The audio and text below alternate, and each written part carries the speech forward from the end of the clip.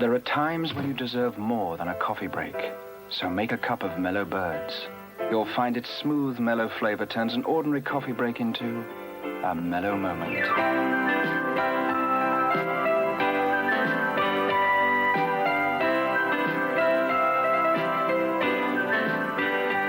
Mellow Birds for mellow moments.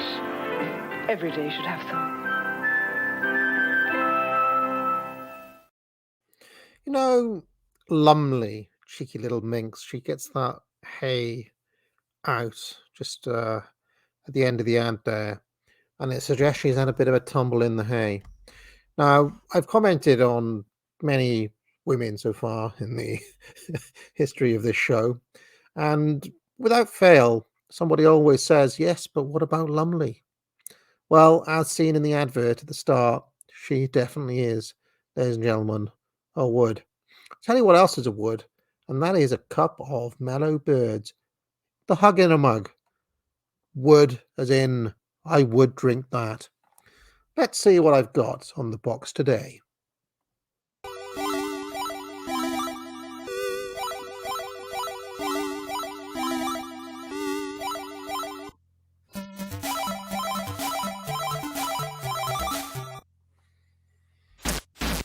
Now, this game was called Daley Thompson's Olympic Challenge, seen here on the ZX Spectrum, which I had as a kid. Came out in 1988 on a cassette tape.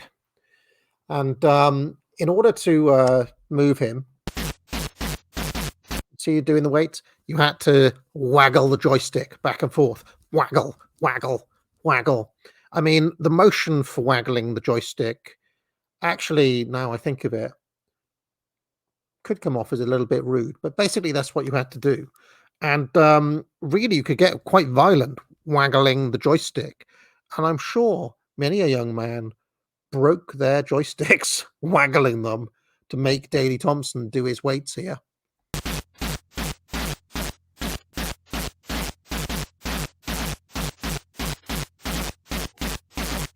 I mean, if this is poor, what he's doing here, I could make him go much faster than that by a much superior waggling motion. It's all on the wrist, you see.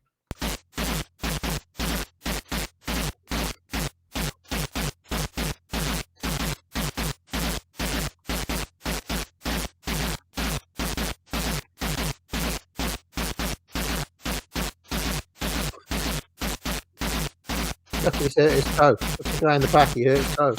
Wonderful little detail there. Wonderful little detail. You know, there was a lot of wit, there was a lot of humour in the ZX Spectrum games, despite their primitive graphics.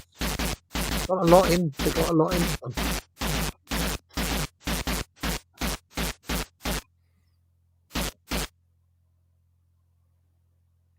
He's given up waggling. Oh no, he made it to 99, that's why.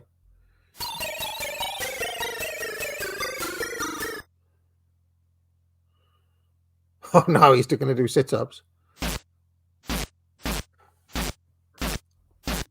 All right, I won't bore you with too much more footage from this game, but we'll change over. We'll turn the channel over in a moment, but let's just watch a little bit more for my own nostalgia's sake.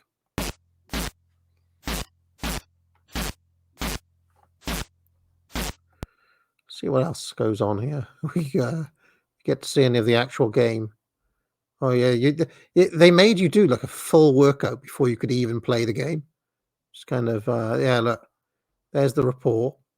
99 on the dumbbells, 92 on the sit-ups, and 93 on the squats. So, and then when you actually got to the game, it was all done on the waggle the joystick. So in the 100 meters, you can imagine waggling the joysticks again. Look, go,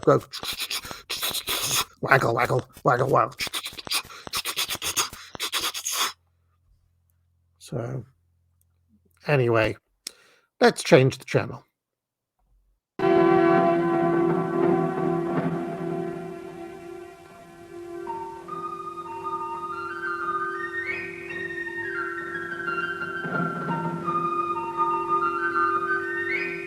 This week, What the Papers Say is presented by Peter Miller of the Sunday Times.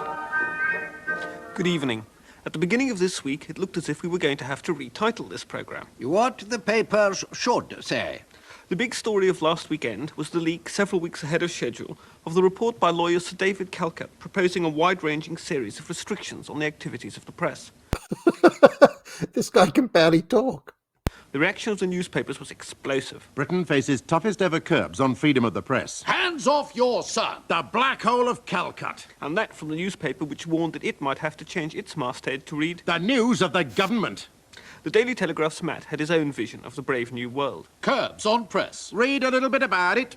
Not often do the editors of Fleet Street all march together. This time they did. Mr. Andrew Neil, Sunday Times, said, The French have a neutered press, which is the poodle of the establishment. A disrespectful press is part of the democratic process we are in. Sir David English, Chairman and Editor-in-Chief of Associated Newspapers. I mean, funny that Andrew Neil would say that back then, given what he's become. Sorry, this is a mellow moment. Keep the politics out of it, AA. Sip your coffee. Sit back and relax. This is just a trip down memory lane. It's all right, Andrew Neil. Pretty good Scottish accent as well. Democratic process we are in. Sir David English, Chairman and Editor-in-Chief of Associated Newspapers, described the idea of statutory controls as sinister, adding, Only Nazi and communist regimes have ever brought the press under this sort of control in Europe. And, also quoted in The Independent, the man in the hottest seat of all, Kelvin Mackenzie, editor of The Sun. I am not going to have some clapped-out judge and two busybodies deciding what our readers want to read. David Miller, the ex-minister for fun, had taken his toe from his mouth to warn the press that they were drinking in the Last Chance Saloon. And it seemed this week that last orders had been called. But the 7th Cavalry arrived on the front page of Tuesday's Guardian. A royal pair recruited the press. The Prince and Princess of Wales recruited rival newspaper groups to reveal the details of their marital split. Revelations which have now become the main part of the government's case to place draconian curbs on the freedom of the press, according to a secret letter obtained by The Guardian. A scoop in need is a scoop indeed. The letter was from Lord MacGregor, chairman of the Press Complaints Commission. It was written in December to the Calcutta Committee, and it gave details of Charles and Diana's attempts through intermediaries and officials at the Palace Press Office to manipulate press coverage of their marital row. As the Daily Mail put it, Instead of the papers undermining the House of Windsor, as some MPs and ministers claim, the media was actually being exploited by the heir to the throne and his wife in an incredible public relations war. Lord MacGregor himself was particularly aggrieved because he had come down heavily on what he called prurient reporting of the royal marriage and memorably condemned the press's behaviour as an odious exhibition of journalists dabbling their fingers in the stuff of other people's souls. hard words indeed, particularly when it turns out that the souls concerned had pretty sticky fingers themselves. The disillusioned MacGregor's comment was succinct. Nobody is entitled to complain about an invasion of privacy which they themselves have arranged and encouraged. The Daily Star put it in the vernacular. Palace of Porkies. That's Porky Pies, lies. For those of you unfamiliar with Arthur Daly's English, how about that of Lewis Carroll? Malice in Wonderland. And to complete the mixture, The Parrots of Buck House. pretty sick parrots by now. I'm interested in who this fellow is and whether he's still around. I bet he could go either way. He could be based today, though. Who knows? Now, I should imagine. The toffs have made total twits of themselves. The marble mouths who hide their steel claws in velvet gloves simply didn't want you to find out what, it is now clear, had been common knowledge for months in the snobby world of royal circles. Of course, long-time academic agent fans will know that the Velvet Glove is none other than my own gangster name. If I was ever a gangster, I would be known as the Velvet Glove. Politics. The villains were by now no longer the tabloids, but their erstwhile darling, Diana, now cast as a cynical media manipulator. The great cover-up over Di's deceit. Diana in the dock. Diana gets the blame. By contrast, Prince Charles smelt, faintly, of roses. There is now ample evidence that the Princess of Wales sought to exploit the media. The Prince seems merely to have been their victim. At this moment, an Australian women's magazine, with remarkable timing, Yeah, what about all of this, Will? Huh? I mean, William and Harry blame the press for all of this, but look at how deep in with them she was. She manipulated them. Keep the politics out of it. This is a mellow moment.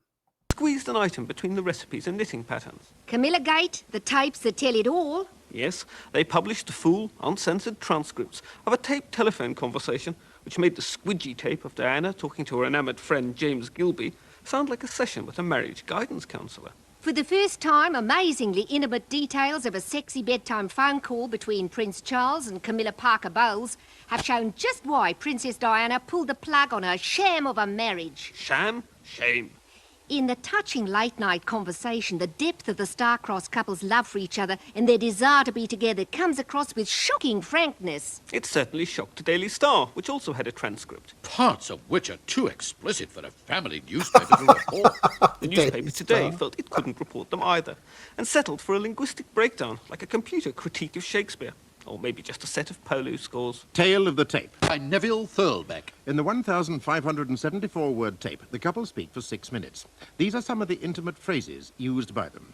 Darling, She 17 times. He 7 times. I love you, She 12 times. He twice. adore you, He once. desperately need you, She 3 times. He once. I want you, He once. good night, She 8 times. He 15 times. goodbye. She 7 times. He twice. Despite these mind-numbing statistics, the tape, inevitably dubbed Camilla Gate, was certainly hot stuff. Even the Sun felt it could not go all the way, but it did give us a taste. The pair constantly declare their love for each other throughout the tape. Charles tells her. I love you. I adore you. Camilla says. I do love you. That was the romantic bit. Do let's press on. Charles rings off saying he will. Press the tit. The button on his mobile phone. Camilla replies. I wish you were pressing mine. The Sun turned the pair over to its resident agony aunt. Camilla plays Charles like an old violin. Says the Sun's dear Deirdre. At long last, I've had the chance to read a word-for-word transcript of the Camilla Gate tapes. By now, anyone who's anyone in the chattering classes will have seen it. The fax machines were churning all day. To start with, there's no doubt Camilla Gate is Charles with his emotional corsets off. Curiously, that's one fetish not alluded to. These two have made love often. They know the sex works between them, and they can talk of it as a reliable tonic. Well, that's deduction rather than fact. The transcript does not actually confirm the consummation of the relationship, though most of it is on a fairly basic level. It reminds me of notes my kids and their friends have passed on the school bus. He revels in boyish sex jokes, lavatorial humour, reminiscent of the young ones, if not his beloved goons. I can't believe Neddy Seagoon ever talked like this. Harry Seacombe's ears must be burning. Deirdre had obviously expected something grander, too. But instead, Red Bits, our decent family papers, felt they couldn't publish. The Times quizzed Fleet Street's editors on this, News not fit to print. and came up with some interesting answers. Patsy Chapman, editor of the News of the World. We would have published it. Brian Hitchen, editor of the Daily Star. I have no intention of inflicting this on our readers. Dominic Lawson, editor of The Spectator. I would not publish it. Firstly, it is an appalling invasion of privacy. Really disgusting, if it is true. Peter Preston, editor of The Guardian. We will not be publishing them either now or possibly ever. We are not sure they're genuine. Donald Chelford, editor of The Observer. I would rather not face the decision, and will be relieved if someone else takes it out of my hands. There's a safe pair of hands. Only one paper did print the full transcript. The Daily Sport. In this case, the paper of record. That tape inside in full, intimate, saucy, and shocking. And there it was in full, with an exciting offer for any royals who might be reading. Charles, the Queen, Philip, and the Queen Mother are said to take a keen interest in what the papers say. If they don't like what the Daily Sport prints, I don't think they're going to. then we'll make them a fair offer. Oh, I think that's it. All right, well, I hope you enjoyed today's mellow moment. It's all getting a bit fruity, wasn't it? I'll be back tomorrow for another mellow moment. There are times when you deserve more than a coffee break, so make a cup of Mellow Birds.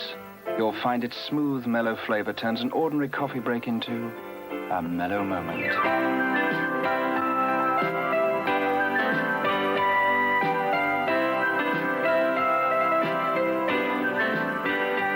Mellow Birds for mellow moments. Every day should have some.